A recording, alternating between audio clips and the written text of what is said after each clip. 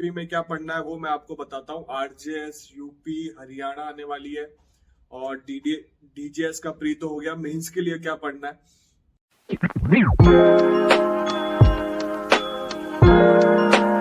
नमस्ते भाइयों, क्या हालचाल है आप सबके और आप सबको गुड मॉर्निंग। वैसे मैंने शॉर्ट वीडियो बना के बता दिया था, पार्लियामेंट में तीनों बिल पास हो चुके हैं, criminal law bill, IPC, CrPC, evidence act.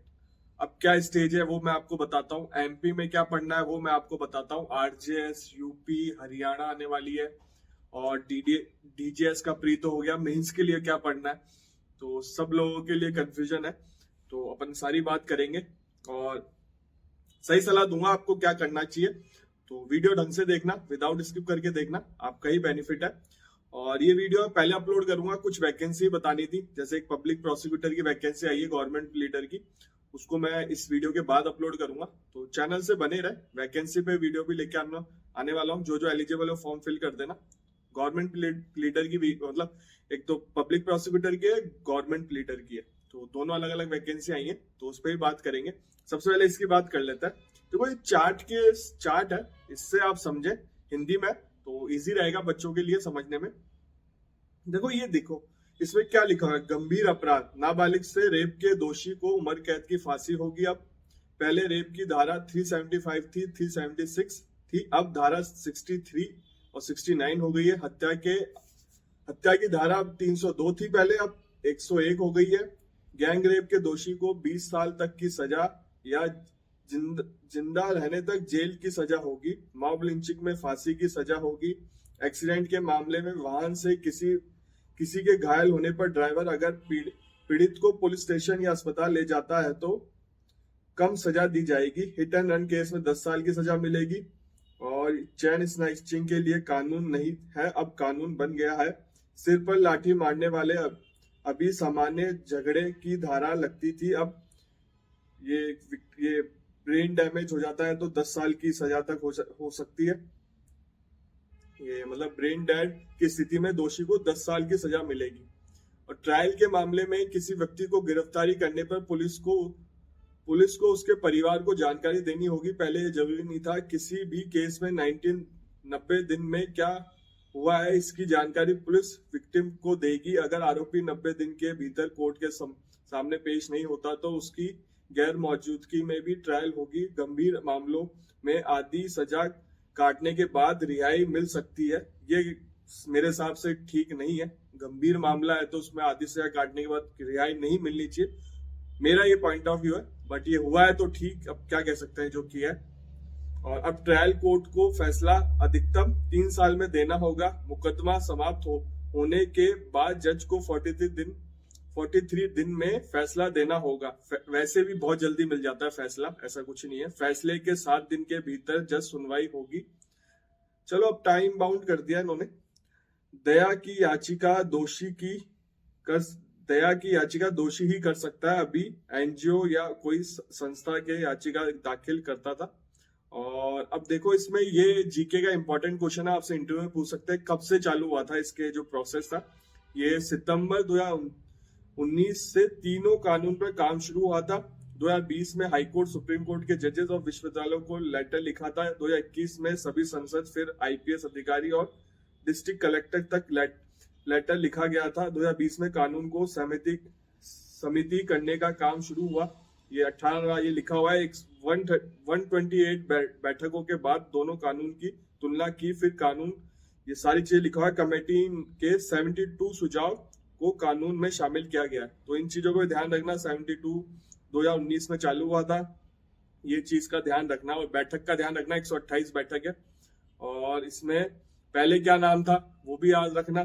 पहले आपको पता है एपीसी, सीआरपीसी और एविडेंस एक्ट था। भारतीय न्याय संहिता 2023, भारतीय नागरिक सुरक्षा संहिता 2023, भारतीय सशस्त्र ये एविडेंस एक्ट वाली संहिता 2023 शास्य। ठीक है, ये लिखा हुआ है, इंपॉर्टेंट चीज है, ये आपसे पूछा जा सकता है।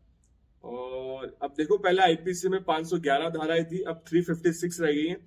शायद जो डेफिनेशन वाले सेक्शन है ना, पहले अलग अलग थे, अब उनको कंबाइन कर दिया तो कम हो गई है धारा। और ये इसमें लिखा हुआ कई धारा प्रावधान बदले जाएंगे। 511 धारा में अब 356 बची है, 175 धारा में बदलेगी है।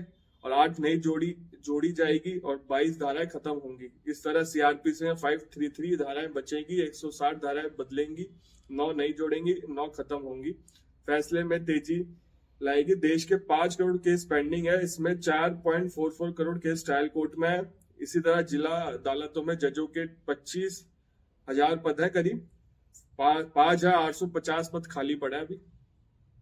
तो ट्रायल देखते हैं अब कितनी जल्दी निपटती है जो कानून आया। मैं बाकी बात करूंगा सही है गलत है, जो मैं सारी चीज की बात करूंगा। सबसे पहले तो अपन बात कर लेते हैं जो एमपी में आ रहा है ना। देखो एमपी में नोटिफाई, कुछ बच्चे बोल रहे हैं पहले नोटिफाई हुई है तो पहले वाले लॉ आएंगे। जैसा अभी इसमें प्रेसिडेंट जी के साइन होंगे, ऑनरेबल प्रेसिडेंट के साइन होंगे। जिस टाइम मैं वीडियो बना रहा हूँ उस टाइम साइन नहीं हुए। मैं वीडियो अपलोड करूंगा या तो आज या कल अपलोड कर दूंगा। तो अगर वीडियो तो मैं अपलोड करूंगा, साइन हो गए होंगे तो आप समझना ही एक्ट बन गए, आपको एक्ट खरीदना है, इनको ही पढ़ना है। अब बात आती है एमपी का जो पेपर हो रहा है 14 जनवरी को, वैसे तो उसको पोस्टपोन करना चाहिए इनको, कि बच्चे फॉर्म की डेट भी बढ़ानी चाहिए, क्योंकि बच्चे काफी लोग फॉर्म फिल नहीं कर पाए, समझ में नहीं आया कैसे क्या हुआ है सारी चीज।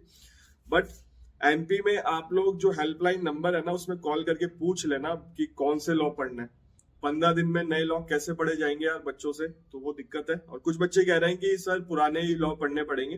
तो मेरे हिसाब से जब नया लॉ आ जाता है ना, फॉर एग्जाम्पल आपके पेपर हो रहे हैं आरजेएस के, कॉन्स्टिट्यूशन में 1 महीने पहले अमेंडमेंट हुआ है, तो आप अमेंडमेंट पढ़ के जाओगे ना नया वाला, उसमें से क्वेश्चन आ सकता है। तो मेरे हिसाब से तो देखो यार एमपी का कुछ ज्यादा ही नजदीक है पेपर, बट आरजेएस हरियाणा और यूपी उसमें नए लॉ पढ़ने पड़ेंगे अगर प्रेसिडेंट जी ने साइन कर दिए, और साइन हो ही जाएंगे। और सुप्रीम कोर्ट में चैलेंज हो सकता है, वकील चैलेंज कर सकते हैं इस लॉ को, और चांसेस बहुत ज्यादा है वकील करेंगे मेरे हिसाब से। कई चीजें इसमें ऐसी है जो नहीं होनी चाहिए, वो बाकी देखेंगे। और अभी मैंने पूरा एक्ट पढ़ा नहीं है तो मैं कोई कमेंट नहीं कर रहा, पर जो सुनने में आ रहा है कि काफी चीजें ऐसी हैं जो नहीं होनी चाहिए वो है इसमें। और देखते हैं क्या है, बाकी पढ़ने पे समझ में आएगा। अभी सबके लिए नया ब्लैंक है, सबके लिए, जज के लिए भी ब्लैंक है, वकील के लिए ब्लैंक है, स्टूडेंट के लिए ब्लैंक है। जब तक पूरा पढ़ नहीं लोगे तब तक कुछ समझ में नहीं आती चीजें। तो अब यही कह सकते हैं आपको पढ़ना पड़ेगा। एक्ट बनने वाले हैं, प्रेसिडेंट साइन कर देंगे, ऑफिशियल गजेट से आ जाएगा, तो आपको नए एक्ट खरीदना है और यही पढ़ना है। वापिस आपको नोट्स बनाने पड़ेंगे। बच्चों के साथ बहुत गलत हुआ है, मैंने खुद ने नोट्स बना रखे थे, शॉर्ट नोट्स होते हैं बेयर एक्ट में, जो जानता है सीनियर है सब बनाते हैं, तो बहुत मेहनत करनी पड़ेगी। और ये काफी मेजर एक्ट है, सीआरपीसी आईपीसी। एविडेंस एक्ट तो चलो छोटा है, हो सकता है ट्राई करेंगे तो बन जाएगा, ज्यादा टाइम नहीं लेता। बट सीआरपीसी और आईपीसी में नोट्स बनाने में बहुत टाइम लगा था मुझे, तो कम से कम अगर आप मान के चलो ढंग से प्रॉपर नोट्स बनाने आपके खुद के, तो उसमें बहुत टाइम लगने वाला है। बट अब जो हुआ है उसका कुछ नहीं कर सकते अपन। और एमपी के पेपर के लिए all the best. Paper postpone होगा तो मैं आपको वीडियो बना के बता दूंगा। मैंने ब्रीफ में आपको समझा दिए नए लॉ, और शॉर्ट वीडियो बना के बता ही दिया था। और जुडिशरी में आपको ये पढ़ने ही पड़ेंगे, कोई ऑप्शन नहीं है आपके पास। अब ये जब एक्ट बन जाएंगे तब आपको पढ़ने ही पड़ेंगे ये लॉ, और मैंने ब्रीफ में बता दिया। तो चैनल को सब्सक्राइब कर लो, चैनल पे लॉ से रिलेटेड वीडियो आता है। लॉ ऑफिसर की वैकेंसी कहीं पे भी है, सिविल जज की वैकेंसी कहीं पे भी है, मैं बताता हूँ इस चैनल पे।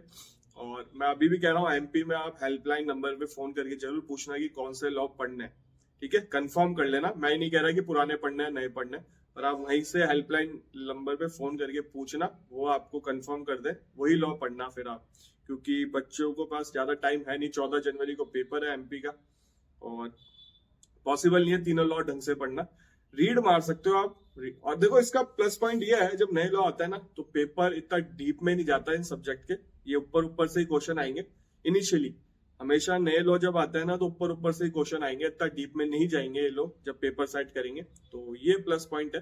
तो आप अगर रीड भी मारोगे तो आपको प्री में और मेंस में बहुत दिक्कत होती है लिखने में। तो प्री तो चलो आप मैनेज कर लो, पर मेंस में बहुत दिक्कत होती है। तो ठीक है भाइयों, मैंने बता दिया इसके बारे में। फिर भी कोई डाउट हो, क्वेश्चन हो, कमेंट कर देना। लाइक तो करो यार, शेयर भी करो अपने दोस्तों के साथ। इंस्टाग्राम आईडी ओपन है, मुझे मैसेज कर देना, मैं आपके डाउट सॉल्व कर दूंगा जितना मुझसे होगा। और चैनल को सब्सक्राइब कर लो। इस चैनल पे लॉ से रिलेटेड वीडियो आते हैं, लॉ ऑफिसर की वैकेंसी कहीं पे भी है, सिविल जज की वैकेंसी कहीं पे भी है, चैनल पे अपडेट देता हूँ। और अभी वैकेंसी के बारे में बताना है, बट ये इंपॉर्टेंट है वीडियो, पहले ये अपलोड करूंगा। और अभी मैं घूमने भी जाने वाला हूँ मेरे बर्थडे पे, मेरा बर्थडे है 26 दिसंबर को, तो जैसलमेर, जोधपुर, उदयपुर जा सकता हूँ मैं। उदयपुर तो मैं अभी जाके आया था सोनू भैया के बर्थडे पे, व्लॉग नहीं देखा तो जाके एंजॉय देखो व्लॉग। एडवोकेट की अर्निंग से आप ऐसे भी एंजॉय कर सकते हो, लग्जरी लाइफ, मतलब अपनी लिविंग स्टैंडर्ड को काफी अच्छा जी सकते हो अगर आप फर्स्ट जनरेशन एडवोकेट हो तब भी। तो वीडियो जाके देखो, मोटिवेशन ही मिलता है, आपके मोटिवेशन के लिए वीडियो बना रहे हैं। तो ठीक है भाइयों, आपसे मिलता है अगले वीडियो।